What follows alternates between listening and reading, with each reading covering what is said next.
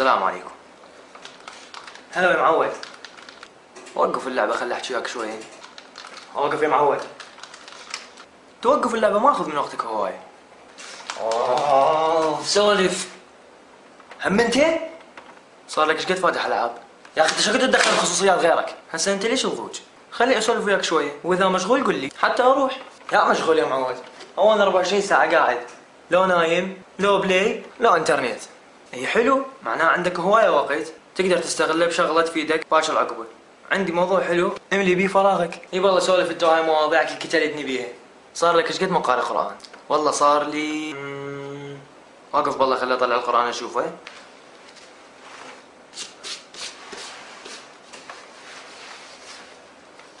ايه حيل يمكن من ذاك رمضان ما شايفه.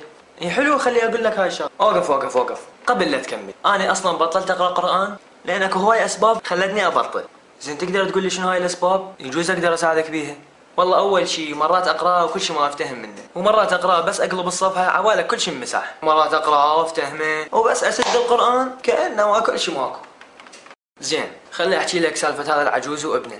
يقول لك اكو رجال عجوز يعيش بمزرعه هو وحفيده.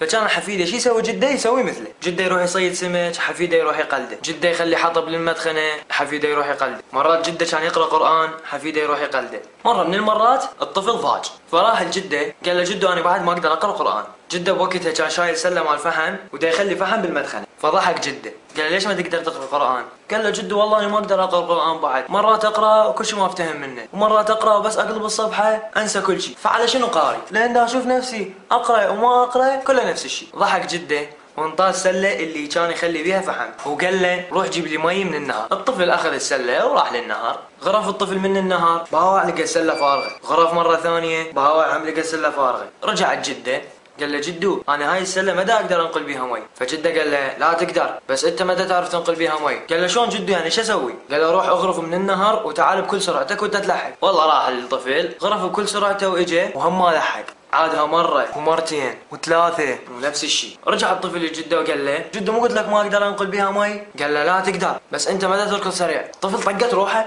قال له جدو اذا ما تصدق تعال وشوف. والله راح ويا جده للنهر. غرف الطفل مي بالسله ووقع منها. ها جدو شفت؟ فباوع عليه جده وقال له ابني باوع على السله وشوفها شنو اللي تغير بيها. باوع الطفل على السله فشافها نظيفه. قال له جدو صارت نظيفه؟ قال له شفت يا ابني احنا قلوبنا مثل هاي السله، صحيح مرات ما نقدر تنقل المي بس المي راح ينظفها من الفحم اللي بيها. واحنا قلوبنا من نقرا قرآن حتى لو ما راح نفتهم منه شيء بس راح يغسل قلوبنا من الذنوب والحقد اللي بيها ويرجعها صافيه مثل ما اول ما خلقنا. اي فكر بالموضوع جديات وقارن حياتك قبل لا تبدي تقرا قرآن وورا ما بديت تقرا قرآن، وانت بنفسك شوف الفرق. وخلنا نعطيك فقره حلوه بالقرآن. تعرف بكل حرف بالقرآن ب10 حسنات؟